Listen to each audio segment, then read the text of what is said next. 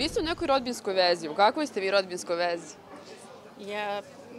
To je moj brat od strica, moja snaja, Silvana. Eto, odlučili smo se danas zajedno da se venčamo i baš smo prezadovoljni, bilo je lepo. Preporučila bi svima, tako da izvolite ljudi i to je to. Da, bilo je divno. A zašto ste odlučili, vi ste jako bliski prijateljice inače, zašto ste odlučili baš ovako zajedno da proslavite ovaj dan? Pa iskreno mi sve što se obavlja volimo da smo zajedno, tako da i ovaj dan... Da, hteli smo ovaj dan da budemo zajedno, tako da je baš... To nam se svidelo, tako smo odlučili i to je to. A šta kažu supruzi? Šta da kažemo, lepo je, opšte narodno veselje.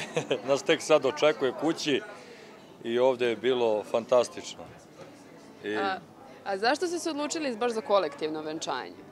Pa gledali smo ranijih godina i baš nam se svidelo, tako da hteli smo da probamo i baš je lepo. Kako bi došli da vidimo Skadarliju, da prošetamo Terazijama, spavali smo u hotel Casino i sve je bilo fantastično. Narodne skupštine, venčali smo se u Skupštini grada i sve je bilo stvarno veličanstveno. A kako ste se upoznali i odakle ste inače? Pa mi smo iz Banatski Brestovac, okolina Pančeva. Upoznali smo se pre 22 godine, 18 godina smo u braku, ali evo danas smo taj čin obavili kolektivno. Imamo 3 devojčice i to je to. A vi? Mi smo u braku 21 godinu. Imamo sina i ćerku, sin punio 18 godina 30. oktobra ove godine i evo roditelji su mu priredili da bude sve to iznenađenje.